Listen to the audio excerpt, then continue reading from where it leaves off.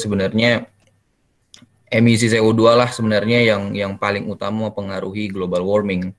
Meskipun kalau teman-teman bisa melihat di chart bawah itu sebenarnya itu ada contribution dari beberapa faktor sebenarnya. Dan sebenarnya ada juga paling bawah itu ada natural internal variability. Jadi sebenarnya ada faktor alam sendiri yang mempengaruhi perubahan iklim itu sendiri, tapi tidak besar. Jadi sebenarnya perubahan iklim itu bisa terjadi secara alamiah, tapi kegiatan-kegiatan yang sifatnya antropogenik, dari ke bawah yang antropogenik, seperti emisi gas rumah kaca, emisi karbon dioksida, itu yang paling mempengaruhi cepatnya atau terakselerasinya perubahan iklim atau global warming. Oke. Kemudian kita akan lihat sebenarnya sektor apa sih yang paling berpengaruh atau paling berkontribusi terhadap gas rumah kaca. Masih di laporan yang sama dari IPCC sebenarnya. Jadi bisa teman-teman lihat di pie chart ya mungkin. Itu saya garis merah, saya petakin merah itu AFOLU. Nah, AFOLU itu Agriculture, Forestry, and Land Use. Jadi ya sektor AFOLU ini sebenarnya salah satu sektor yang cukup berkontribusi dalam emisi gas rumah kaca. Jadi yang pertama sebenarnya electricity. Jadi electricity generation itu sebenarnya yang paling gede dalam menghasilkan gas rumah kaca. Tapi selisih sebenarnya cuma 1% sih sama AFOLU. Jadi AFOLU ini berada di peringkat kedua dalam berkontribusi kepada emisi gas rumah kaca. Dia cukup gede 24%. Kenapa saya mau bahas AFOLU? Karena nanti blue carbon itu nanti ada hubungannya dengan emisi dari sektor AFOLU ini, khususnya forestry ya.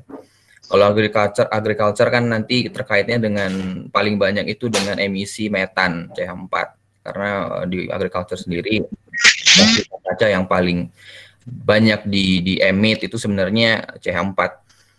Sedangkan forestry nanti ini yang akan banyak berkontribusi dalam CO2. Nah, jadi memang AFOLU ini cukup gede ya mempengaruhi emisi gas rumah kaca secara global. Oke. Jadi ini kira-kira yang akan terjadi. Mungkin ini berita buruk ya. Berita buruk dan sekaligus sebenarnya peringatan juga bagi kita. Kita sebutlah karena ini isu sifatnya eksistensial ya. Jadi sebenarnya ini threat sih sebenarnya buat manusia. Bisa teman-teman bayangin di bagian bawah, di bagian kanan ya. Itu sebenarnya skenario yang dibuat sama IPCC dan memang mereka membuat ada 4 skenario yang direpresentasikan dengan kita sebutnya RCP. RCP itu sendiri representative concentration pathway. Jadi itu sebenarnya skenario emisi global. Jadi kalau emisinya sekian, maka yang terjadi dengan warming itu sebagaimana. Kemudian kalau naiknya sekian, perubahan presipitasi gimana. Sama juga kalau misalnya berubahnya berapa derajat atau emisinya berapa derajat, berapa banyak, kemudian merubah warmingnya jadi berapa, kemudian nanti efeknya ke sea level rise gimana, kenaikan permukaan laut seperti apa. Jadi di gambar sebelah kanan itu bisa dilihat ada sebelah kirinya itu RCP 2,6. RCP 2,6 itu adalah skenario paling ambisius. Jadi kalau kita bisa membuat misalnya low carbon energy atau kita bisa menangkap karbon lebih banyak, maka warming yang akan terjadi itu kira-kira seperti itulah kalau dipetakan ya. Kemudian kenaikan muka air lautnya seperti itu. Jadi sebenarnya meskipun kita dalam jalur di mana kita mitigasinya cukup baik, sebenarnya warming itu pun tetap bisa terjadi gitu. Nanti kita akan bahas di belakang. Apalagi kalau misalnya kita tidak melakukan action ya, climate action tidak dilakukan, kita masih seru-seruan buat menggunakan fossil fuel, masih seru-seruan pakai energi yang energi kotor, nggak bersih gitu ya. Kira-kira nanti gambaran dunia akan ada di peta sebelah kanan itu. Jadi teman-teman bisa bayangkan sendiri akan sepanas apa bumi di tahun 2100. Ya mungkin sebagian orang yang muncul dengan kita bilang skeptism ya. Mungkin 2100 itu cukup lama.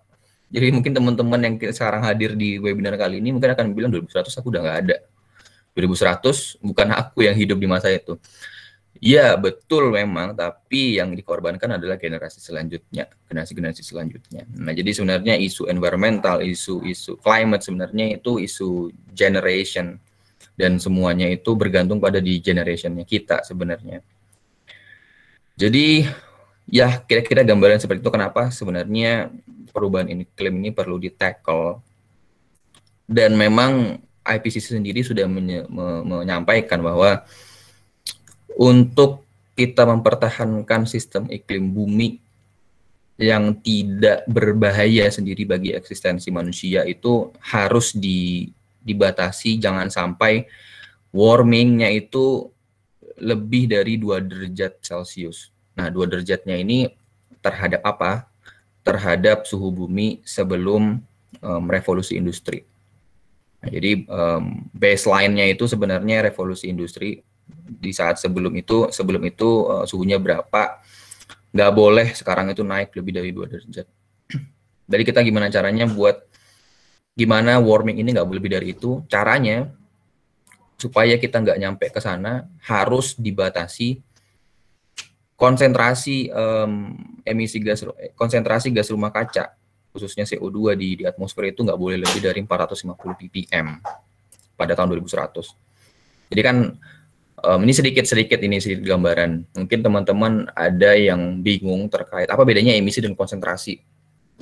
Jadi sederhananya mungkin emisi dan konsentrasi itu bisa saya kasih analoginya itu mirip kayak kamu ngisi, teman-teman ngisi bak kayak atau ember gitu ya. Jadi ada ember isinya air, ada keran gitu ya. Emisi itu adalah berapa banyak air yang teman-teman keluarkan untuk ngisi ke bak. Nah, sedangkan konsentrasi itu sifatnya kumulatif. Jadi konsentrasi itu jumlah air yang ada di bak atau jumlah air yang ada di ember. Nah, kita harus memastikan bahwa jumlah air di bak itu nggak tumpah. Jadi emisinya tetap harus dijaga. Emisinya nggak boleh berlebihan supaya nanti di 2100 tetap pada 450 ppm. Kira-kira seperti itu ya. Ini sedikit pengantar tentang perubahan iklim sebelum saya masuk ke blue carbon dan peranannya apa buat perubahan iklim. Oke, baru sekarang kita masuk ke blue carbon itu apa. Sebenarnya tadi sudah disinggung di awal oleh moderator sebenarnya blue carbon itu apa dan benar. Sederhananya blue carbon itu merefer pada karbon yang di-store atau disimpan oleh ekosistem di laut ataupun pesisir, coastal and marine ecosystem. Dan major ekosistemnya sebenarnya yang dimaksud sebagai blue carbon itu ada 3. Mangrove, kemudian padang lamun atau seagrass, kemudian rawa payau atau tidal marsh.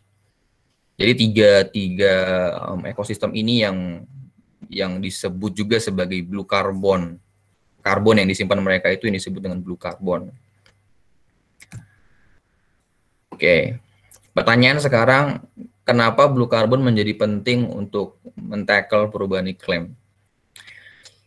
Sebelum kita bahas ke sana, saya mau jelasin dulu climate action itu apa dan terbagi menjadi apa dan apa.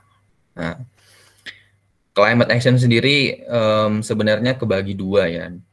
Ada disebut juga climate change mitigation dan ada juga disebut dengan climate change adaptation. Meskipun sebenarnya yang paling sering dibahas sekarang dan paling banyak orang tahu itu sebenarnya di climate change mitigation. Sedangkan adaptation sendiri pun masih jarang untuk dibahas. Makanya salah satu visinya ICCI sendiri, ICCI UGM itu coba raise sebenarnya adaptation ini isu yang penting dan kenapa itu menjadi penting. Oke, kita masuk dulu ke mitigation. Jadi mitigation itu sebenarnya secara sederhana adalah cara kita untuk mengurangi emisi gas rumah kaca tadi atau menangkap karbon yang udah diemit itu, atau kita juga sebut dengan carbon sink. Jadi gimana cara kita mengurangi emisi dari karbon itu sendiri dan kita coba mengembalikan karbon itu kembali ke tempatnya, itu di vegetasi dan tanah, nggak lagi banyak di atmosfer. Karena sebenarnya climate change sendiri atau perubahan iklim sendiri sebenarnya muncul dari ketidakseimbangan carbon cycle itu sendiri. Jadi sebenarnya secara natural berapa banyak karbon yang diemit, berapa banyak karbon yang di store ke dalam vegetasi, ke dalam laut, sebenarnya sudah ada keseimbangannya. Tapi karena manusia kemudian menggali isi bumi, kemudian mengemitnya ke atmosfer, jadi keseimbangan itu terganggu. Nah, perubahan iklim sendiri sebenarnya iklim secara umum sebenarnya sistem iklim sendiri sebenarnya dipengaruhi juga oleh solar atau matahari. Jadi radiasi yang masuk ke bumi itu harus equal dengan radiasi yang dipancarkan kembali. Jadi gara-gara karbon yang kebanyakan kita emit ke atmosfer itu membuat kita sebut juga dengan efek rumah kaca yang menyebabkan keseimbangan solar tadi itu nggak stabil. Jadi radiasi yang masuk itu banyak, tapi yang dikembalikan keluar itu jadi sedikit, yang membuat layer di bawahnya, atmosfer layer di bawahnya itu jadi lebih panas, disebut juga global warming. Ya, seperti itu. Dan mitigation itu ada dua yang tadi saya sebut ya, ada kita mengurangi gas rumah kaca, emisi gas rumah kaca atau greenhouse gases emission. Dan kemudian ada kedua lagi, carbon sequestration atau kita menangkap kembali karbon yang di atmosfer itu ke dalam. Carbon sequestration atau disebut juga carbon sink dalam bahasa Inggris mungkin tenggelam ya artinya. Kemudian itu mitigasi, dan jelas nanti blue carbon punya peranan di situ, nanti kita akan bahas selanjutnya. Dan yang kedua adaptation. Nah ini yang jarang sebenarnya masih dibahas oleh teman-teman di mahasiswa dan di publik sendiri sebenarnya. Adaptation itu sendiri sebenarnya didefinisikan sebagai adjustment. Jadi ketika perubahan iklim itu terjadi, manusia dan sistem di bumi sendiri perlu melakukan semacam penyesuaian terhadap perubahan-perubahan itu. Jadi kalau perubahan iklim itu, kalau di kebencanaan ya, kita sedikit OTT dikit ya. Kalau di kebencanaan dan perubahan iklim itu, bencana itu ada terbagi dua, ada yang namanya slow onset, ya, atau ya datangnya itu lama perlahan seperti itu ya. Ada yang disebut juga sudden onset atau yang datangnya cepat. Sudden onset mungkin kita sebut juga gempa, tsunami itu sudden onset yang terjadi tiba-tiba. Tapi perubahan iklim sendiri, impact yang disebabkan sendiri sebenarnya lebih banyak ke arah slow onset. Jadi yang pemanasan secara gradual, secara bertingkat. Nah itu karena perubahannya itu sifatnya gradual, maka adaptasi manusia itu perlu melakukan adaptasi dengan itu. Sistem yang dibangun manusia perlu disesuaikan dengan perubahan-perubahan itu. Tentu nanti perlu ada merefer pada proyeksi-proyeksi iklim. Jadi kalau misalnya sekarang tahun 2020, nanti tahun 2030 kira-kira presipitasi atau muka air laut akan setinggi apa sih, itu ada proyeksinya. Sebut juga climate projection. Jadi kalau kita tahu proyeksinya seperti apa, nanti kita bisa tahu kira-kira kita harus menyesuaikannya seperti apa. Saya kasih contoh misalnya terkait sea level rise misalnya, kenaikan muka air laut. Ini dalam konteks pelabuhan misalnya ya. Misalnya sekian, kita pada level sekian nih, air laut di level sekian. Terus kemudian diproyeksikan bahwa tahun 2050 ini akan mengalami kenaikan muka air laut nih. Maka nanti tempat bersandarnya kapal itu tentu nanti akan tenggelam ya. Jadi perlu dilakukan penyesuaian, itu perlu ditinggikan misalnya supaya nanti untuk menyesuaikan dengan kenaikan muka air laut yang akan terjadi. Nah itu salah satu bentuk contoh adaptasi. Adaptasi itu seperti itu. Oke, kenapa? Pertanyaannya adalah kenapa adaptasi menjadi penting? Ini catatan sih yang sering jadi key point-nya kenapa adaptasi penting. Jadi ini saya sudah sampaikan juga di awal. Meskipun kita berada pada jalur di mana kita memitigasi perubahan iklim, kita mengurangi emisi, kita mempercepat carbon sink, kita tetap apa ya, tetap akan merasakan climate change itu sendiri dalam beberapa dekade ke depan. Jadi meskipun kita berusaha buat mengurangi emisi, ya perubahan iklim tetap akan terjadi. Gak mungkin kita stop sekarang. Pun hari ini kita stop emisi seluruh dunia, emisi gas rumah kaca kita stop. Efeknya tetap akan tetap terjadi beberapa ke depan. Karena CO2 itu bukan tipe gas yang mudah hilang. Bukan tipe gas yang mudah hilang dari atmosfer. Jadi begitu dia di-emit, konsentrasinya ada di atmosfer, efeknya akan terus ada di beberapa dekade ke depan. Lama dia baru hilang. Jadi kenapa adaptasi itu menjadi penting buat kita menyesuaikan diri dengan perubahan-perubahan yang terjadi akibat perubahan iklim itu sendiri gitu. Mungkin di sebelah kanan tuh ada semacam diagram gitu ya. Sebelah kanan atas ada gas rumah kaca. Gas rumah kaca menyebabkan perubahan iklim. Perubahan iklim ini punya impact. Nah, kemudian impact-nya kita perlu respon. Nah, caranya dua, mitigasi dan adaptasi. Mitigasi gunanya apa? Buat kita memberikan intervensi terhadap gas rumah kaca, konsentrasi gas rumah kaca. Sedangkan adaptasi di sebelah kanan itu nanti kita melakukan menyesuaikan penyesuaian atau mengintervensi untuk mengurangi impact-nya. Kira-kira seperti itu ya. Climate action itu terbagi dua dan seperti itu. Pertanyaannya sekarang adalah, apakah blue carbon itu berkontribusi hanya di satu bagian, hanya di mitigasi aja atau di adaptasi aja, atau keduanya? Maka jawabannya adalah keduanya. Blue carbon itu punya peran dalam carbon sequestration, jadi penting juga di sektor mitigasi perubahan iklim.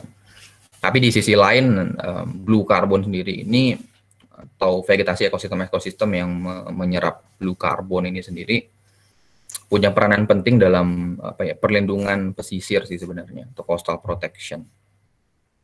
Nanti kita akan bahas lebih dalam. Setelah ini kita bahas per rincinya seperti apa. Oke, kita bahas yang pertama, apa hubungannya blue carbon dan climate change mitigation, khususnya untuk carbon sequestration. Jadi sedikit membahas sebenarnya carbon sequestration itu apa. Kalau misalnya kita mengacu pada definisi, sebenarnya kayak semacam removal ya, atau restorage lah. CO2 yang sudah di-emit, sudah dikeluarkan ke atmosfer itu perlu diekstrak, dimasukkan kembali ke dalam tempatnya lah, atau vegetasi, kita sebut juga biomass, atau ke tanah gitu. Dan kenapa blue carbon ini menjadi penting dan menjadi isu strategis, termasuk ini sebenarnya isu yang di raise Indonesia dalam forum internasional, khususnya UNFCCC atau Climate Change Conference, kita sebut juga dengan COP, Conference of Parties. Jadi kalau misalnya teman-teman pernah dengar Paris Agreement, kemudian UNFCCC, United Nations Framework Convention on Climate Change, jadi ada banyak negara yang meratifikasi UNFCCC, dan setiap tahunnya akan ada pertemuan untuk membahas tentang sejauh mana progres yang sudah dilakukan oleh setiap negara. Dan sebenarnya isu blue carbon ini salah satu isu yang di-raise oleh Indonesia. Kenapa? Karena kita punya resource yang banyak, kita punya ekosistem blue carbon sendiri yang cukup kaya di Indonesia, khususnya di Indonesia Timur ya. Kita banyak sumber daya mangrove, kita banyak sumber daya padang lamun, dan ini menjadi penting untuk mengatasi dampak perubahan iklim dunia. Dan Indonesia punya peran penting menjaga ekosistem blue carbon ini. Salah satu upaya yang kita punya berada di pundaknya Indonesia lah, seperti itu. Pertanyaannya sekarang, kenapa blue carbon jadi penting? Apa bedanya sama green carbon? Jadi kalau biasanya blue itu akan merefer pada laut ya. Jadi kayak teman-teman pernah mendengar juga blue economy, green economy. Blue itu akan selalu merefer pada ekosistem laut, marine lah. Jadi bedanya apa green carbon dengan blue dengan blue carbon? Sederhananya, kenapa blue carbon ini jadi penting? Blue carbon ini ekosistem yang menyerap blue carbon ini dia mampu memasukkan karbon lagi dari atmosfer ke tanah ataupun ke biomass-nya dia. Itu lebih banyak daripada green carbon. Jadi ekosistem mangrove, ekosistem medang lamun, kemudian tidal marsh itu lebih menyerap, lebih efisien dalam menyerap karbon kembali ke biomass dan soil. Dan beberapa lembaga yang sudah melakukan riset seperti The Nature Conservancy misalnya menyebutkan bahwa blue carbon ini atau ekosistem-ekosistem yang menyerap blue carbon ini bisa menyerap karbon di atmosfer 2-4 kali lebih banyak daripada hutan terestrial ya kita bilang, hutan terestrial. Jadi sebenarnya ini isu yang penting gitu. Jadi keberadaan ekosistem yang menyerap blue carbon ini sebenarnya menjadi strategis begitu dan perlu dijaga, perlu dikonservasi. Jadi kira-kira seperti itu ya. Jadi itu kayak semacam advantage-nya dari blue carbon. Kenapa ini menjadi penting, menjadi strategis? Apa sih kelebihannya dengan forest sama-sama menyerap karbon, tapi ternyata lebih efisien. Meskipun secara luas mungkin lebih sedikit. Jadi kalau kita mengakukan komparasi satu hektarnya hutan terestrial itu bisa lebih banyak menyerap dari marine ekosistem itu lebih banyak menyerap karbon meskipun sama-sama 1 hektar gitu ya. Jadi komparasinya seperti itu. Oke, itu tadi terkait apa hubungannya blue carbon dengan carbon sequestration. Kemudian kita akan bahas apa hubungannya blue carbon dengan climate change adaptation, khususnya coastal protection. Dan ini sebenarnya ini sebenarnya pengetahuan umum sih. Mungkin bagian dari teman-teman juga sering atau berada di organisasi atau salah satunya mungkin aktivis yang sering ikut dalam mangrove plantation misalnya. Dan mungkin teman-teman banyak yang tahu sebenarnya mangrove ini apa sih fungsinya. Yang paling sering disampaikan itu adalah untuk mengatasi erosi, abrasi ya. Tapi sebenarnya perubahan iklim ini blue carbon ini sebenarnya punya peran dalam coastal protection juga. Maksudnya protection terhadap apa? Protectionnya terhadap impact dari perubahan iklim. Jadi salah satu dampak perubahan iklim kan kenaikan muka air laut, kemudian intensitas bencana hydrometeorological itu lebih intens. Salah satunya itu storm, atau juga kalau di wilayah laut itu selain storm ya flood atau coastal flood atau banjirop. Kemudian ada namanya coastal surge. Jadi kalau misalnya ada angin kencang dan lain-lain itu biasanya laut akan menghantam, tapi bukan tsunami yang diakibatkan oleh badai aja gitu. Dan ekosistem ini punya peran penting buat menahan itu. Jadi kalau misalnya kita punya ekosistem mangrove di wilayah pantai, kemudian di belakangnya itu ada misalnya pemukiman, maka wilayah pemukiman itu jauh lebih aman, tidak langsung terdampak oleh itu. Jadi dia memprotek wilayah coastal. Dan kita tahu sendiri sebenarnya secara sosioekonomik orang-orang yang tinggal di wilayah coastal itu cenderung masyarakat yang secara ekonomi, secara sosioekonomi itu kurang beruntung lah, seperti itu ya kita bilang. Jadi ketika mereka hidup di sana kemudian tanpa ada perlindungan misalnya dari ekosistem itu, kemudian dampak perubahan iklim misalnya banjirop lah atau misalnya storm tiba-tiba menghantam, kemudian dampaknya lebih parah seperti itu ya, karena mereka tidak punya aset untuk bangkit, mereka tidak punya resource untuk bangkit. Makanya kita sebut juga kenapa masyarakat yang kurang beruntung itu jauh lebih vulnerable terhadap perubahan iklim. Oke.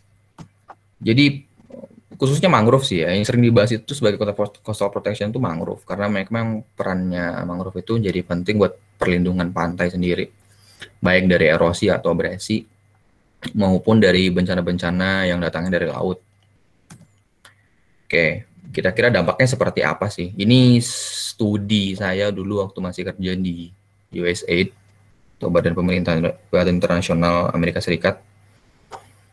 Dan waktu itu saya memang riset soal sea level rise di Sidoarjo saat itu dan impact-nya terhadap petambak. Jadi Menurut BMKG sebenarnya ada catatan bahwa di wilayah perairan Surabaya itu sudah mengalami kenaikan muka air laut. Dan memang ketika kita kita explore ke masyarakat di sekitar sana, memang mereka mengakui bahwa ada yang aneh gitu ya, ada yang aneh dengan muka air laut. Kenapa sekarang itu kalau banjirop, ini banjirop ini sebenarnya udah lama terjadi, tapi kenapa sekarang banjirop itu lebih masuk ke dalam. Itu tambak-tambak yang dulu sebenarnya nggak kena air, sekarang kok setiap kali banjirop kok masuk gitu, semakin jauh aja coveragenya dari banjir itu. Dan banjir itu sekarang jauh lebih lebih tinggi, lebih lebih membuat damage-nya lebih parah gitu.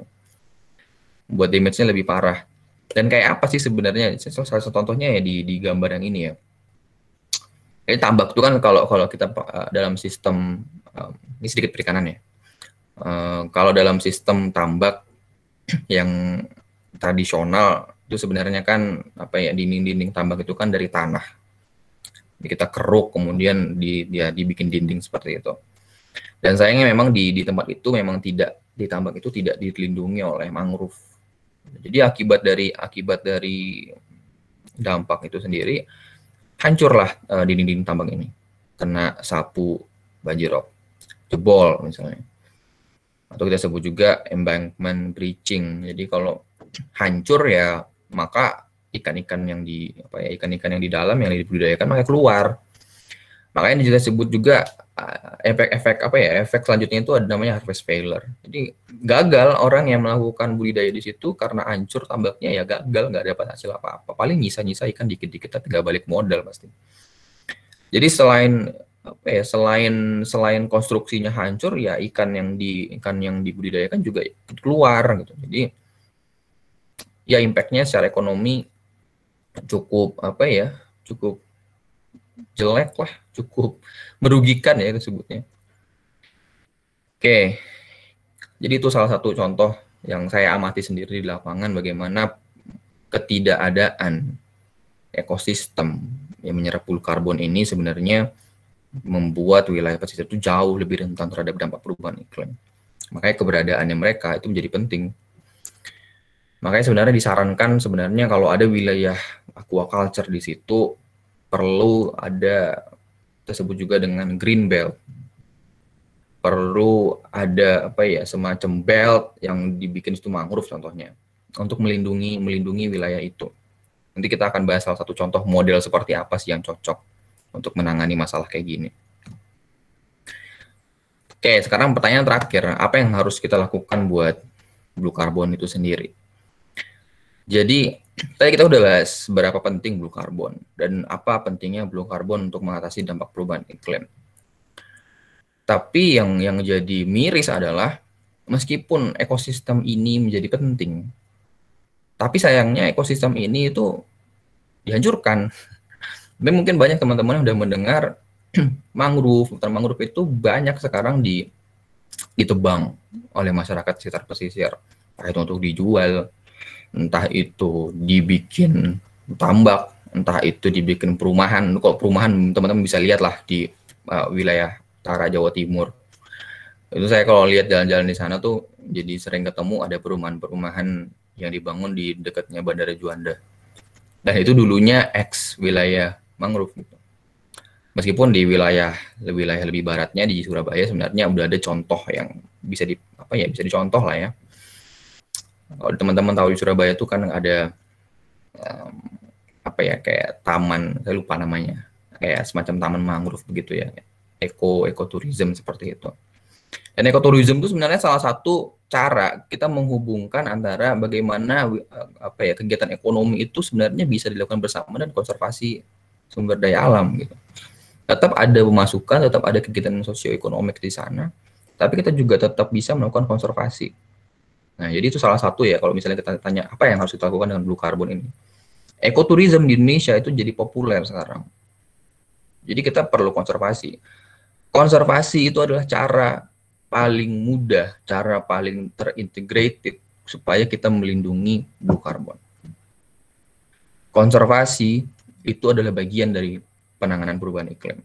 Jadi dengan kita menanam mangrove, dengan kita menjaga mangrove, dengan kita mengkonservasi sumber daya mangrove misalnya, itu adalah peran kita untuk membantu dunia untuk memasukkan kembali CO2 yang sudah kita emit seperti itu. Contohnya satu. Kemudian yang lebih luas lagi ada namanya Marine Protected Areas, MPA gitu sebutnya. Dan MPA ini salah satu tujuannya adalah buat melindungi wilayah-wilayah strategis yang punya natural resource yang masih bagus, itu dijaga biar nggak dihancurin. Jadi dibikin disebut juga base protection seperti itu ya. Jadi mungkin teman-teman kalau ke wilayah timur itu akan banyak nemuin wilayah-wilayah yang itu hanya dikhususkan untuk wilayah konservasi. Itu banyak sebenarnya. Dan di Indonesia sebenarnya tersebar banyak ya, di Indonesia sendiri.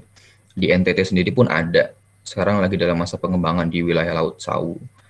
Jadi MPA sendiri ini cara terintegrasi buat kita melindungi blue carbon itu. Dan Indonesia menyadari itu. Dan banyak proyek di wilayah Indonesia Timur yang sudah dibuat untuk melindungi ekosistem ini supaya nggak ikut dirusak. Udah tahu kita sekarang menghadapi krisis sumber daya seperti ini, udah banyak yang ditumbang ya, makanya kita harus punya satu wilayah yang nggak bisa diganggu gugat, nggak boleh hancur juga, karena kalau misalnya hancur semua ya dunia mau berharap sama siapa lagi gitu. Indonesia salah satu negara yang kita bilang ujung tombaknya dalam carbon sequestration, bukan hanya soal hutan terestrial sendiri, hutan rainforest misalnya di Kalimantan atau di wilayah lain misalnya di Sumatera.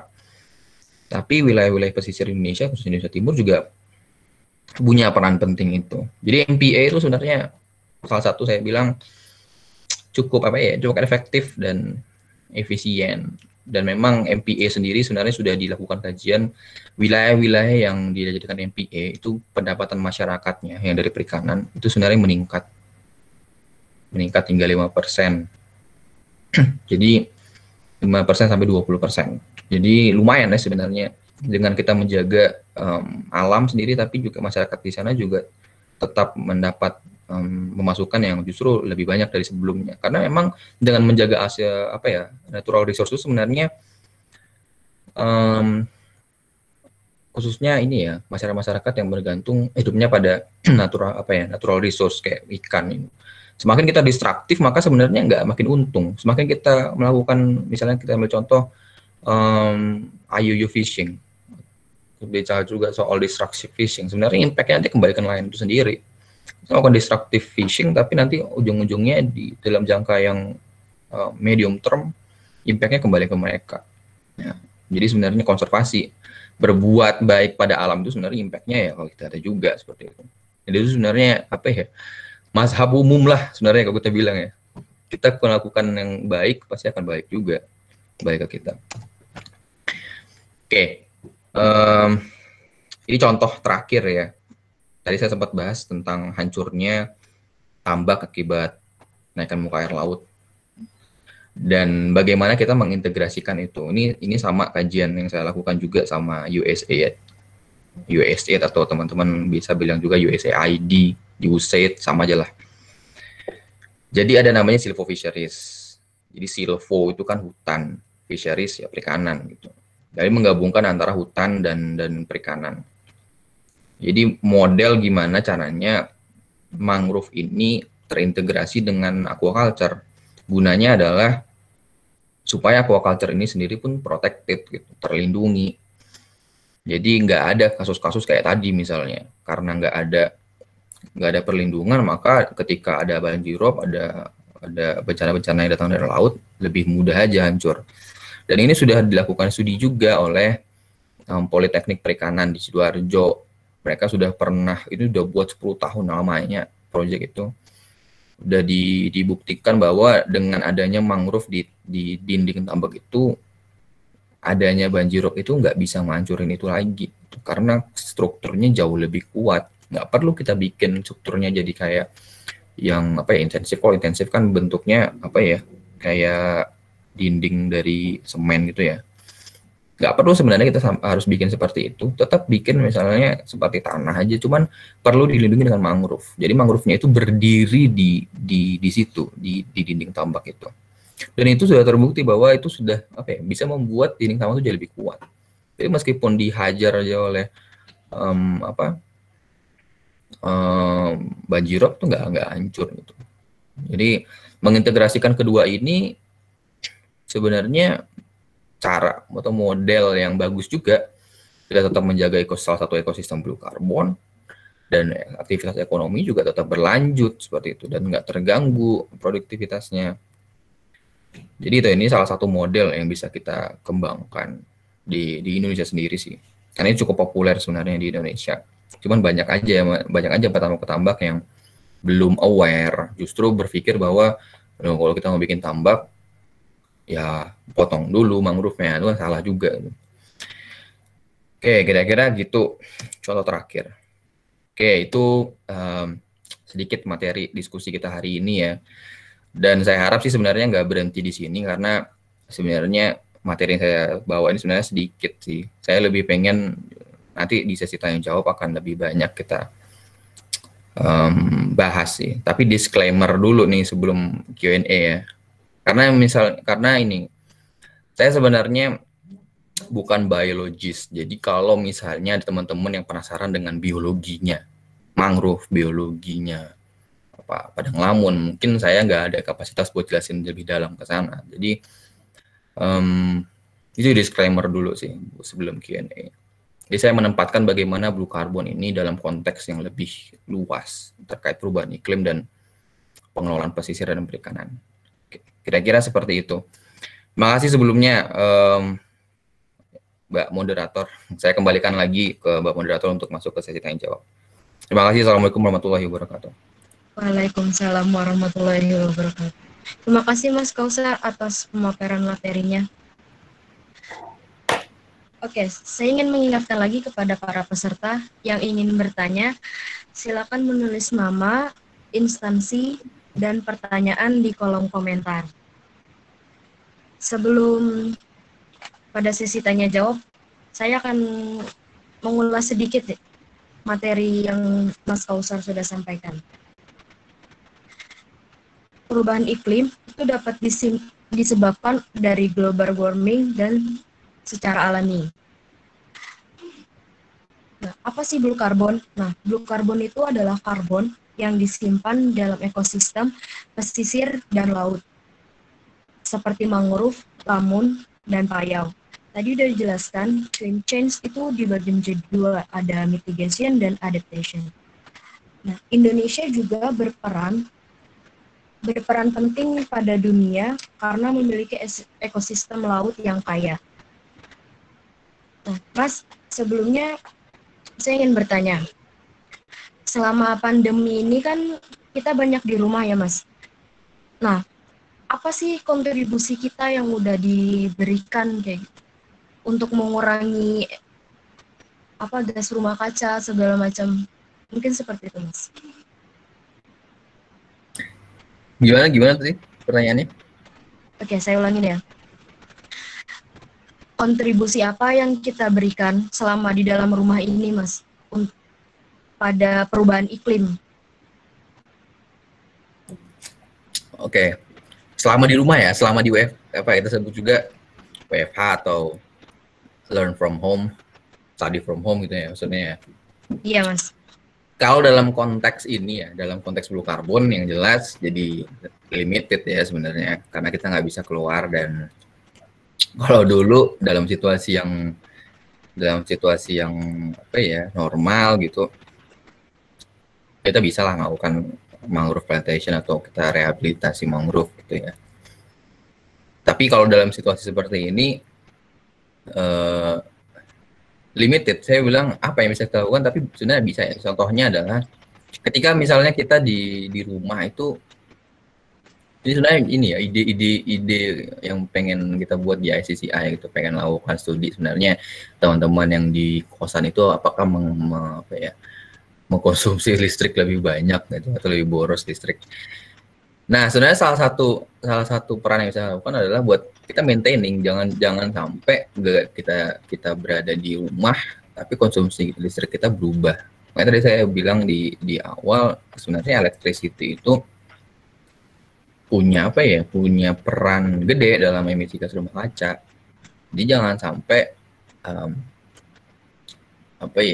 konsumsi listrik kita sekarang masa WFH itu jadi berlebihan, dan kita perlu nge-generate listrik lebih banyak. Dan kita sendiri ngerti sebenarnya Indonesia sekarang ini electricity itu masih depend on fossil fuel. Jadi kalau di Indonesia sendiri, jadi saya pikir itu ya. Kalau kayaknya itu, atau yang lain adalah selama ini, kalau saya sih caranya mudah.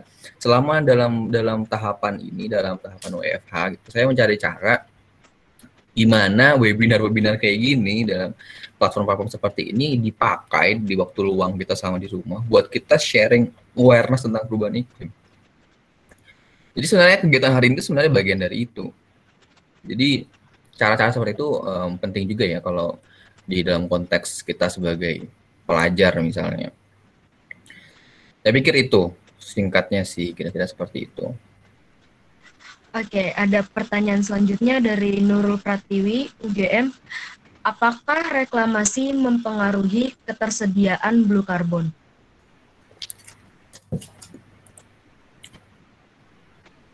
Oke, ini pertanyaannya agak berat ya, karena reklamasi itu sederhananya adalah kita membuat membuat daratan baru ya, Sebenarnya kalau saya bilang sih, as long as reklamasi ini tidak nge-sacrifice mangrove atau ekosistem yang berada di wilayah pesisir yang tidak di reklamasi, fine aja begitu. Jadi kalau bicara soal konteksnya blue carbon ya nggak apa-apa, tapi yang jadi masalah sebenarnya dari reklamasi itu kan sumber daya ikannya sebenarnya. Kalau ada reklamasi di situ, maka dikhawatirkan sumber daya ikan di sana yang jadi berkurang. Kemudian nanti multiplier efeknya jadi banyak ke nelayan. Kalau misalnya di sana resource-nya berkurang, nelayan-nelayan kecil yang hanya menangkap nggak jauh dari laut, misalnya dengan resource yang terbatas, maka mereka jauh lebih struggling dalam penangkapan ikan. Tapi kalau misalnya kita bicara konteks yang lebih sempit, apakah reklamasi itu mempengaruhi blue carbon? Ya selama reklamasi itu dibuat tidak dengan men-sacrifice wilayah ekosistem yang menyerap blue carbon, ya enggak ya bisa bilang ya tidak mempengaruhi juga gitu. Tapi bukan berarti reklamasi itu menjadi sah-sah saja. Makanya reklamasi itu penting adanya kita sebut juga dengan AMDAL ya, analisis mengenai dampak lingkungan. Makanya itu perlu dibahas juga, apakah misalnya reklamasi itu ada nggak dampak ekologisnya, ada nggak dampak sosioekonomiknya, cukup layak nggak untuk dilakukan, impact-nya bisa dimitigasi atau tidak, misalnya seperti itu. Tapi kalau dalam konteks yang lebih sempit, blue carbon, ya, selama itu nggak terganggu ya fine saja gitu. Saya pikir itu, Mbak. Oke, ada pertanyaan selanjutnya dari Dito Zahran, UGM. Untuk silvovirus tadi, yang apa sudah ada upaya untuk disosialisasikan ke para petambak? Itu dibentuknya dari hutan mangrove yang ditebang lalu beberapa tempatnya dibuatkan tambak, atau membentuk tambak dahulu baru ditanam mangrove di sekitarnya? Oke, pertanyaan bagus ya. Jadi sebenarnya bisa keduanya gitu. Cuman di awalnya gini, apakah awareness itu sudah ada dari awal ketika mereka akan membuat tambak atau belum gitu? Kalau misalnya sudah ada awareness sejak awal, maka mereka sudah mengerti. Mereka akan buat dinding tambak itu dulunya adalah mangrove, tapi tengahnya dia dibolongin, kemudian dijadiin tambak seperti itu. Tapi banyak kasus sebenarnya mereka ini nggak aware. Jadi kalau dalam kasus yang tidak aware, maka di situ tidak ada vegetasi mangrove, maka dibuatlah di situ ditanam. Nah, baru ditanam di dinding-dinding yang kosong tadi. Dan sebenarnya yang ditanam itu pun perlu ada persyaratannya sih sebenarnya. Persyaratannya adalah umur mangrove-nya sendiri pun tidak boleh terlalu muda misalnya. Kenapa? Karena kalau mangrove muda itu lebih rentan terhadap shock. Jadi kalau misalnya suatu waktu ada shock datang dari wilayah pantai, ada banjirop misalnya, maka dia akan hilang saja. Makanya itu ini ada kasus lucu kan, kasihan juga sih. Ada satu institusi, ya saya nggak mau sebutin, ada satu institusi, ini cerita bener ya, di Sidoarjo, dia melakukan semacam penanaman mangrove, banyak penanaman, ada 1000-an bibit mangrove di wilayah Sidoarjo. Tapi mereka nggak berpikir gitu, maksudnya tidak berpikir apakah yang ditanam ini gimana caranya biar dia itu tetap sustain. Jadi tanam aja gitu rame-rame di wilayah pinggir sungai. Tapi mangrove yang ditanam itu masih umurnya kecil-kecil lah. Terus tiba-tiba sudah ditanam di hari itu mereka pergi, kemudian ada banjirop gitu ya, datang bless, hilang, benar-benar hilang, nggak ada hasilnya lagi gitu. Ya itu salah satu persyaratannya. Kemudian pertanyaannya, apakah sudah ada upaya untuk disosialisasikan kepada petambak? Upaya, kalau bicara soal upaya, saya akan bicara apa yang mungkin saya sudah alami ya. Kalau waktu saya dulu masih kerja di USAID itu ada, karena kita menyadari bahwa ini jadi penting untuk kita lakukan semacam proyek percontohan, dan itu kita sudah buat di Sidoarjo, di desa Segoro Tambak. Mungkin teman-teman kalau yang tinggal di wilayah Sidoarjo bisa nanti main-main ke sana, itu ada proyek percontohannya USAID di sana. Dan itu salah satu kita sudah lakukan sosialisasi, kita bawa ahli dari Politeknik Perikanan dan Kelautan yang sudah melakukan proyek sebelumnya 10 tahun yang lalu dan berhasil, kemudian disosialisasikan ke petambak, dan akhirnya mereka sepakat bahwa kita perlu coba ini. Kalau emang ini ternyata berhasil gitu, akhirnya dilakukanlah semacam proyek percontohan di situ. Jadi sebenarnya di beberapa tempat itu sebenarnya sudah dilakukan proyek percontohan dan sosialisasi. Tapi ya namanya juga pilot project, pasti di wilayah yang lebih terbatas. Dan di situ sebenarnya peran pemerintah daerah itu untuk mengekspansi itu, mereplikasi itu gitu. Termasuk juga untuk disosialisasikan ke petambak. Jadi kalau pertanyaannya sudah ada, ya sudah ada sih, cuman mungkin perlu replikasi dan ekspansi aja mungkin dari mitra-mitra yang lain, apakah itu pemerintahan atau mitra pemerintahan, perlu disosialisasikan lebih masif lagi terkait dengan itu. Jadi supaya nanti gak ada lagi tuh kasus-kasus di mana kasus di mana petambak itu mengalami kerugian lagi. Karena kalau mengalami kerugian, maka nanti multiplier efeknya ke production, ke produksi misalnya kalau di tambak itu kan udang atau bandeng ya. Jadi kalau misalnya produksi udang menurun, di mana juga kita ngerti udang itu salah satu komoditas ekspor strategis kita, maka ya pendapatan negara dari itu juga berkurang kalau misalnya produksinya berkurang. Kemudian kalau misalnya produksinya berkurang, ya supply ke pasar jadi lebih sedikit. Kemudian nanti takutnya demand-nya masih permintaan dari pasar cukup banyak, ya maka nanti harga udang akan meningkat. Jadi ya jangan sampai ada kasus seperti itu. Tapi kita sudah coba sosialisasikan. Kita berharap banyak mitra yang mau untuk mereplikasi contoh-contoh seperti itu supaya petambak-petambak ini aware bahwa ada loh model yang kita bisa gunakan untuk melindungi tambak kita. Karena kalau kita bicara misalnya dengan petambak atau nelayan, kita nggak bisa sesederhana mengatakan loh ini untuk apa gitu, misalnya tanya kan, loh ini kita nggak bisa dengan mudah menjelaskan, oh ini untuk keberlanjutan alam Pak gitu, ini untuk misalnya untuk konservasi. Mereka nggak akan aware dengan itu. Tapi ketika kita punya strategi bahwa membawa ini dengan isu ekonomi, bahwa oh dengan ada ini maka tambak Bapak akan terlindungi misalnya, maka tidak akan lagi kerugian-kerugian. Nah, itu jauh lebih mudah ditangkap dibandingkan kita mahasiswa itu tiba-tiba datang gitu ya, ngomong ke Bapak Ibu tambak gitu, tiba-tiba ngomong, Pak kita harus jaga alam. Nah, itu jadi sulit gitu. Jadi pendekatannya juga harus sesuai. Saya pikir seperti itu. Ini kayaknya ada beberapa pertanyaan lagi ya. Oke, ada pertanyaan selanjutnya dari Raffi Muhammad dari UGM.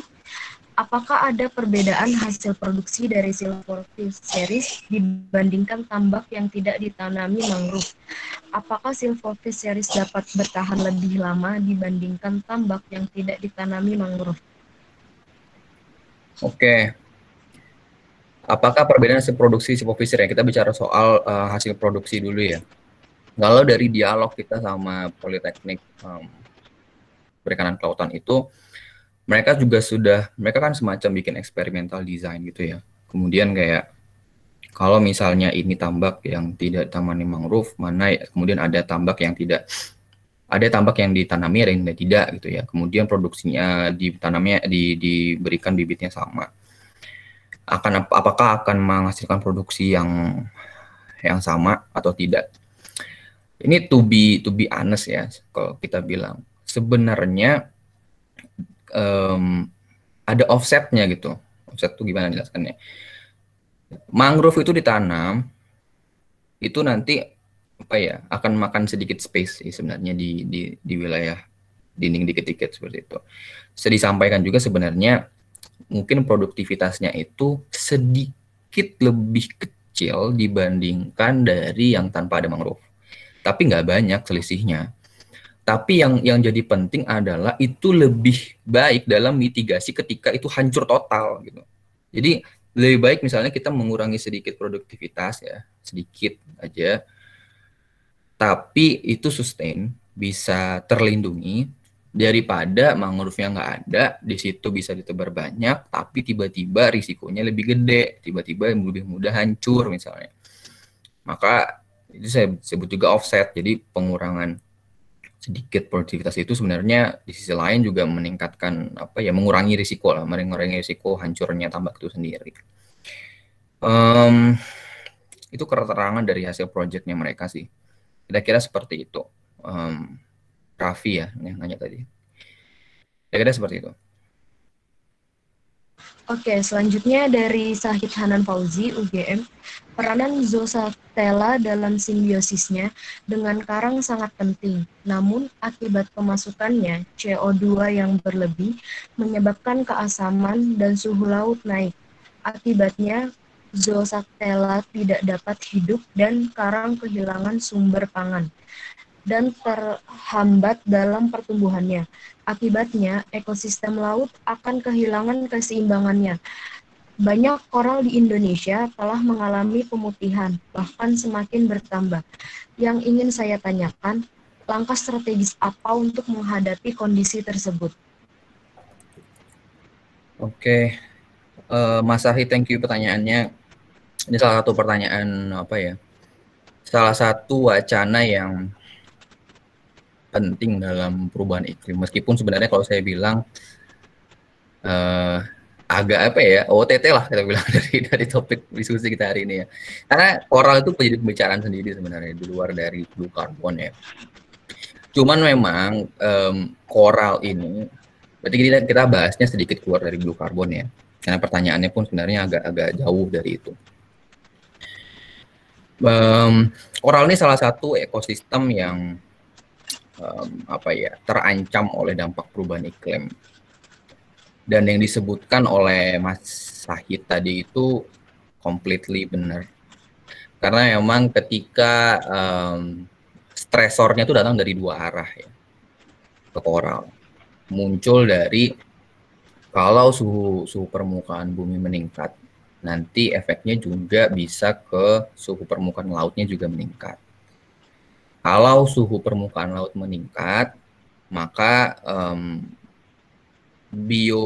biota laut itu, mungkin teman-teman yang belajar perikanan juga akan aware, biota laut itu sangat sensitif sama namanya perubahan suhu.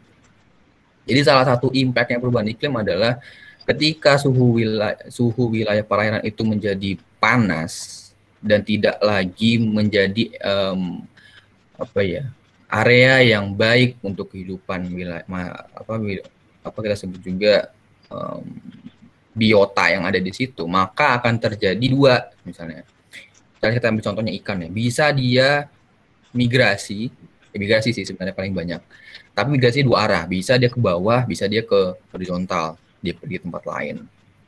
Tapi poinnya adalah perubahan iklim ini datang dua arah. Satu dari kenaikan suhu permukaan laut yang menyebabkan nanti hubungannya sama si zooxanthella tadi. Zooxanthella juga punya punya sensitivitas terhadap itu. Jadi kalau misalnya di wilayah situ suhunya panas, maka dia akan pergi. Dimana kita sendiri juga ngerti si zooxanthella ini bukan bersimbiosis dengan koral. Dan mungkin teman-teman yang mungkin nggak belajar ini lebih dalam, mungkin perlu aware juga bahwa warna koral itu sebenarnya dibuat oleh zooxanthella. Jadi koral itu aslinya putih. Gitu. Di warna-warna itu dibuat oleh zooxanthella dan mereka bersimbiosis untuk keberlanjutan koral itu sendiri. Dan jadi kalau dalam situasi ya suhu permukaan laut jadi lebih panas, maka zooxanthella juga pergi. Itu satu arah stresor yang pertama. Kemudian kalau misalnya konsentrasi di atmosfer CO2 itu jadi meningkat, ini sudah disampaikan di pertanyaan tadi, itu maka asiditas air laut itu jadi tinggi. Maka nanti kalau asiditas air laut tinggi, maka nanti sama caranya nanti bisa membuat biota laut ini jadi migrasi atau rusak. Jadi ada juga bahkan menyebabkan kematian biota-biota seperti itu. Dan pertanyaan yang ditanyakan sama Mas Sahid adalah langkah strategis apa yang bisa kita buat untuk menghadapi kondisi tersebut.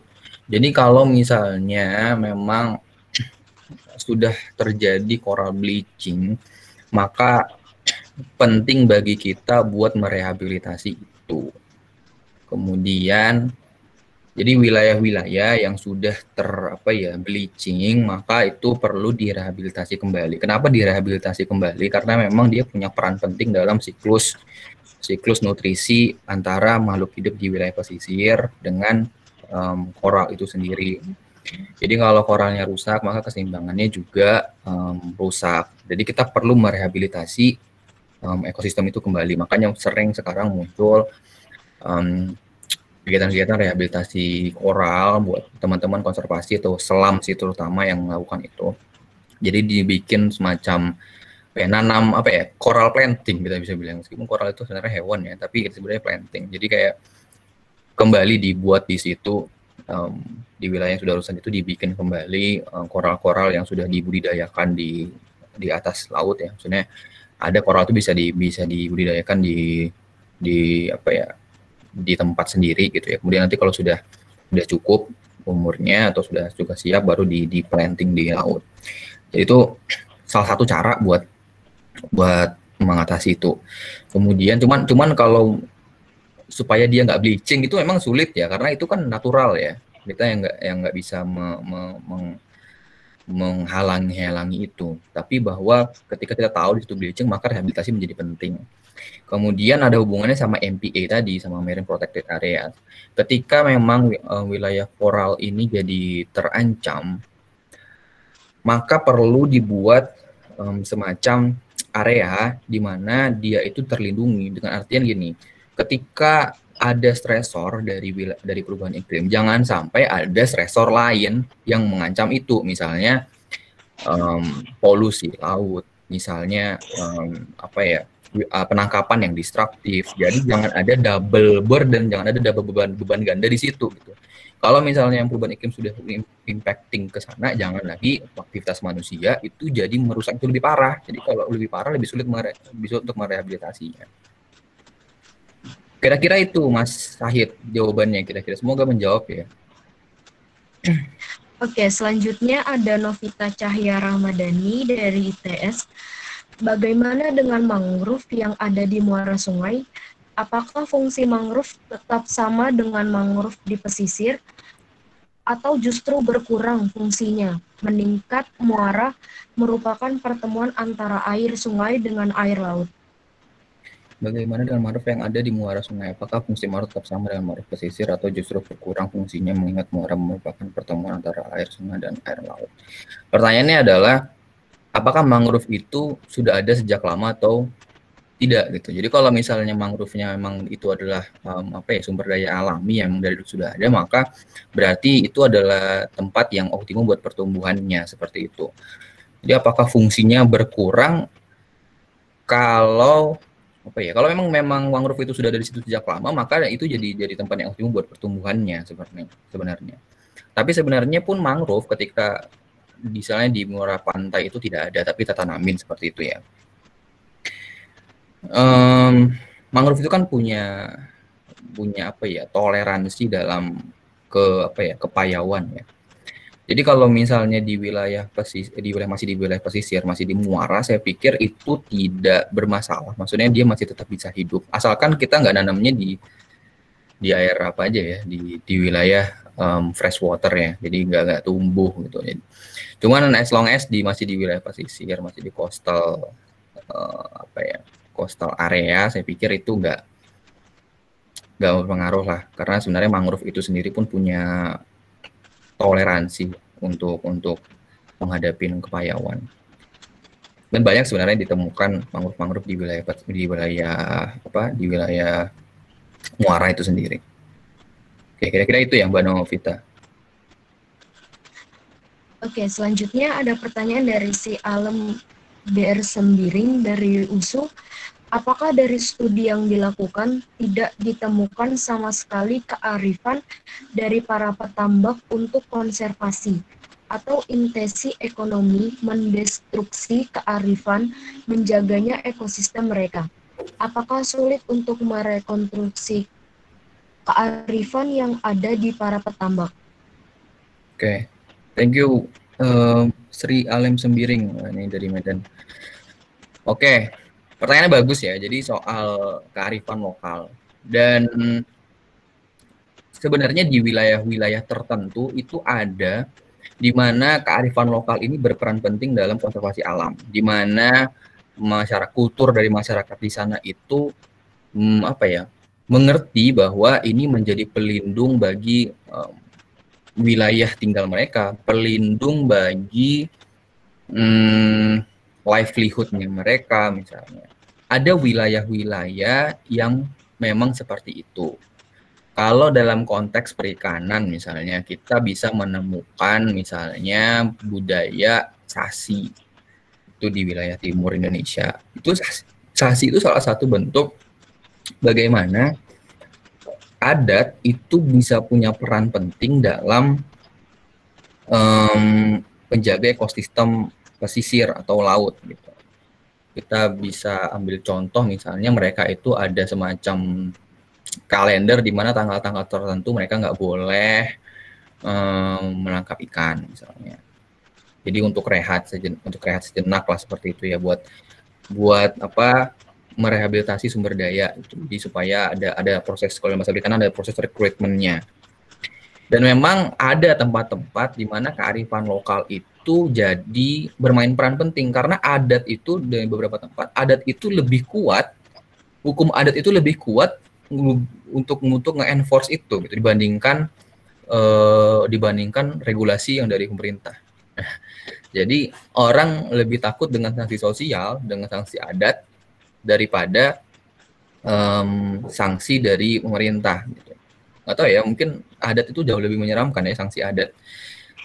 Dan ada sebenarnya di tempat-tempat seperti itu. Cuman studi yang pernah saya lakukan misalnya di Jawa Timur itu sayang sekali tidak ada kearifan lokal yang saya temukan di situ, karena sayang sekali waktu itu justru saya menemukan bahwa ada satu petambak yang justru ngomongnya gini, Pak, itu di wilayah depan sana itu kita masih ada mangrove. Nah, jadi masih bisa kita masih punya ruang tuh bisa buat ekspansi tambak lagi di depan. Justru bilangnya gitu. Jadi saya tidak menemukan sama sekali sisi kearifan lokalnya buat memperbaiki itu. Jadi justru mereka memandang bahwa masih ada mangrove, berarti ya masih bisa kita tebang untuk ekspansi lagi gitu. Sayang sekali yang saya temukan di studi-studi yang di Jawa Timur itu seperti itu. Tapi memang ada di wilayah-wilayah tertentu yang dimana adatnya mengajarkan bahwa konservasi itu bagian dari adatnya mereka, dan itu menjadi apa ya, sosial modal yang bagus juga buat konservasi sendiri sebenarnya. Jadi saya kira seperti itulah. Ada yang kita itu perlu effort gede buat memberikan awareness bagi mereka. Tapi ada juga tempat-tempat yang memang sejak awal sudah paham bahwa itu bagian dari adat mereka, bagian dari kehidupan mereka, dan mereka ngerti bahwa itu harus dijaga. Nah, itu ada seperti itu. Udah kira begitu, Sri Alam Sembiring. Terima kasih, pertanyaannya ini bagus sekali sebenarnya. Ya kira begitu, Mbak moderator. Oke, ada yang ingin bertanya lagi? Oke, mungkin sebelumnya saya ingin bertanya, Mas. Tadi dari studi yang Mas lakukan itu kan lebih banyak di Indonesia Timur. Apakah itu bisa diterapkan terutama di Laut Jawa? Apalagi wilayah Pantura lebih utama itu kan lebih banyak rusak ya menurut saya. Oke, pertama saya clarify dulu. Saya melakukan studinya di Jawa Timur. Oh iya. Cuman memang gini, cuman memang banyak kasus-kasus yang bukan kasus ya kasus lah disebutnya ya. Kasus-kasus yang saya tahu memang karena dulu saya kuliah perikanan di MSP, dan itu banyak dibahas sebenarnya di MSP di selama kuliah, bahwa ada tempat-tempat yang menjunjung tinggi seperti itu adat ya. Dan waktu itu juga dulu pernah berkunjung ke Bali, dan memang ada semacam lembaga adat seperti itu yang menjelaskan seperti itu. Jadi di Bali itu ada, lupa ya namanya spesifiknya, cuman bentuknya seperti ya masyarakat adat, tapi mereka punya pengelolaan sendiri seperti itu berbasis adat. Dan itu di wilayah Indonesia Timur. Cuman memang saya secara nggak spesifik melakukan studi di sana. Itu studi yang saya lakukan itu di Jawa Timur, dan memang temuan-temuannya seperti itu, cukup miris sih sebenarnya. Cuman kalau pertanyaannya apakah itu bisa diterapkan di Jawa, saya sebenarnya nggak yakin kalau itu bisa. Kenapa saya nggak yakin? Karena sebenarnya adat tuh tumbuh dari proses historikal yang lama. Jadi misalnya nggak bisa kita langsung bilang misalnya Sasi gitu ya. Sasi itu kan terbentuk dari proses kultural yang jangka panjang ya. Dari bukan hanya muncul dari adat, tapi mungkin juga dari kombinasi dari kepercayaan, dari religion, kemudian ada adat-adat yang menyangkut ke sana gitu, dan itu tidak bisa mudah buat diterapkan di wilayah-wilayah yang dari awal itu tidak ada seperti itu. Jadi kalau pertanyaannya apakah di wilayah timur itu pendekatan-pendekatan seperti itu bisa diterapkan, ya saya nggak yakin, karena itu memang proses historikal seperti itu. Makanya di tempat-tempat itu, setiap tempat itu perlu strategi yang beda-beda. Makanya kalau dibilang kita menyelesaikan kita punya tujuan global, tapi sebenarnya actionnya perlu lokal. Dan ya contohnya seperti itu, di wilayah-wilayah tertentu kita pakai approach-nya seperti ini, dan di wilayah ini pendekatan seperti ini nggak cocok, maka kita harus melakukan pendekatan yang lain yang lebih masuk atau bisa diterima di wilayah itu. Makanya setiap ada kegiatan, project apapun yang berhubungan dengan kemasyarakatan, maka salah satu syarat pentingnya adalah socially acceptable. Bisa nggak secara sosial diterima di wilayah itu. Jadi jangan misalnya kita ada satu konsep yang bagus gitu, tapi secara sosial nggak mampu diterapkan di situ, nggak bisa diterima oleh masyarakat sosial di sana. Maka kita harus berpindah ke approach yang lain yang bisa diterima. Saya kira seperti itu, Mbak. Semoga bisa menjawab ya. Oke, karena waktu yang terbatas, maka saya akan simpulkan diskusi pada pagi hari ini. yaitu blue carbon, ya tadi ya, merupakan karbon yang dapat diserap dan disimpan pada ekosistem pesisir dan laut seperti mangrove, padang lamun, dan rawa payau. Karena berperan dalam pemanfaatan karbon dioksida. Selanjutnya blue carbon climate change itu dibagi menjadi dua ya tadi, mitigation dan adaptation. Mitigation itu adalah cara untuk mengurangi emisi gas rumah kaca atau menangkap karbon. Nah, kalau ada adaptation itu kan dia adalah adaptasi masyarakat dengan kenaikannya permukaan air laut. Indonesia juga memiliki peran penting pada dunia karena memiliki ekosistem laut yang kaya. Kita memang memiliki tempat konservasi mangrove untuk menyelamatkan blue carbon di Indonesia dan dunia.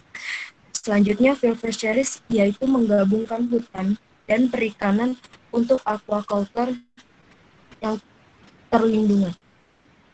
Yaitu dapat menjadi solusi pada perikanan tambak. Kegiatan selanjutnya yaitu closing statement dari narasumber yaitu Mas Kausar. Dipersilakan. Oke, thank you. Sedikit aja ya closing statement-nya. Jadi kita tadi sudah sama-sama diskusi terkait blue carbon dan bagaimana pentingnya blue carbon itu untuk mengatasi perubahan iklim, khususnya bagaimana Indonesia berperan terhadap itu. Dan jadi closing statement-nya adalah ketika kita tahu bahwa ini menjadi strategis dan apa ya, punya peran penting buat perubahan iklim, maka kita yang hadir pada hari ini jadi aware dengan itu, dan bukan hanya, jangan sampai berhenti dengan awareness, tapi kita harus memanifestasikan itu dalam tindakan. Jadi nanti buat teman-teman yang sudah aware dengan ini, harapannya kita lebih apa ya, bisa mengekspan kegiatan-kegiatan kita untuk mengkonservasi ekosistem-ekosistem yang berperan dalam penyerapan karbon, khususnya blue carbon, seperti itu ya. Kita nggak mau bahwa dunia ini rusak akibat aktivitas manusia itu sendiri. Bahwa kita jangan sampai egois dengan diri sendiri, kemudian mengatakan bahwa ini bukan isu generasi kita, tapi isu di generasi selanjutnya. Ini adalah bukan lagi isu intergeneration, tapi isu existential human race. Jadi kalau kita masih ingin mempertahankan manusia, esensial manusia, maka perubahan iklim adalah isu yang sangat-sangat perlu kita tangani. Dan blue carbon itu berperan penting untuk kita sama-sama mengatasi itu.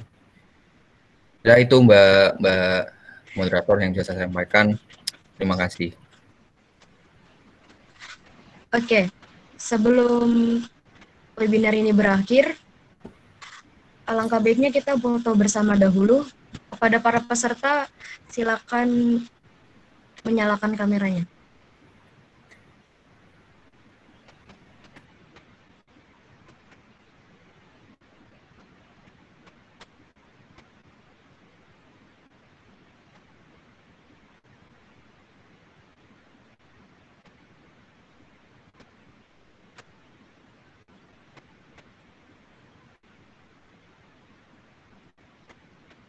Apakah sudah siap?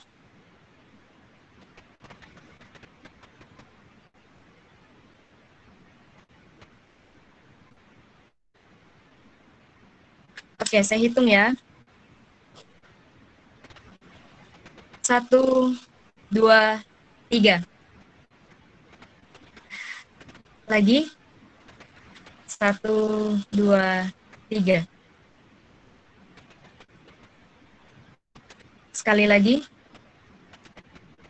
1, 2, 3.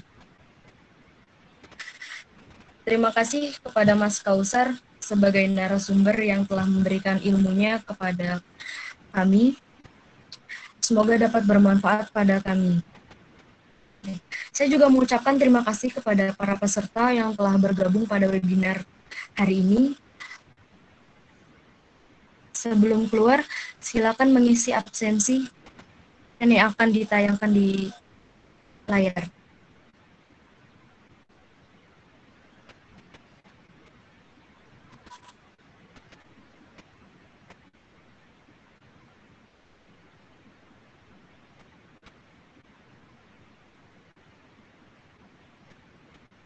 Silakan mengisi absensi pada link yang telah disediakan untuk mendapatkan e-sertifikat yang akan dibagikan paling lambat H+7 setelah kegiatan.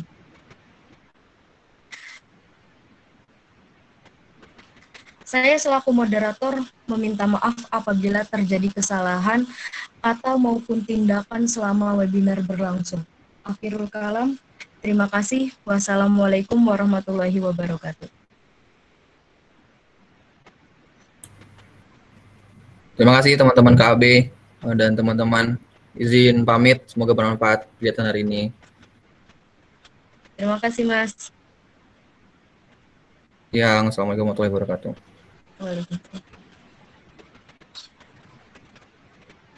Mas Kausar, mau Ya, nanya boleh ya? gimana? Ternyata Mas Kausar kakak tingkat saya loh. Oh iya, betul. Saya juga manajemen sumber daya akuatik 2019. Oke. Oh, paham, boleh. Bagus. MSP bagus kok. MSA ya sekarang namanya ya. Itu zaman Iya, muda. MSA. Mas mau nanya, kalau mau join yang ICC UGM itu gimana sih, Mas? Ya, nanti bakal ada ini sih, ada postingan kalau misalnya kita melakukan rekrutmen ya. Tapi nanti masih belum ada pembahasan sih terkait dengan proses rekrutmen karena sekarang dalam situasi seperti ini ya. Tapi nanti kalau misalnya ada, biasanya kita ngeposting terkait dengan itu. Jadi nanti kalau misalnya teman-teman mungkin ada yang tertarik buat join ACCI, nanti bisa paling nggak di follow dulu lah Instagramnya.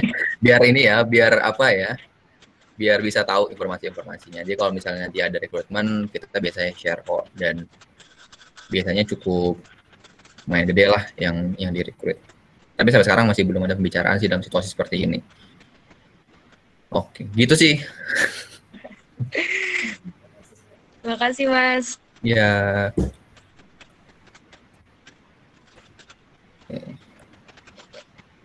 saya izin pamit ya, Iya, teman-teman. Mas. Terima kasih.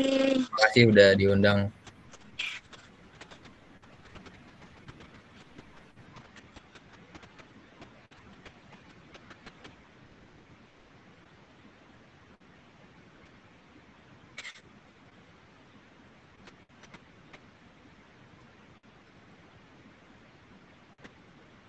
Kepada para peserta, jangan lupa untuk mengisi link absensi yang tersedia pada layar dan grup WA.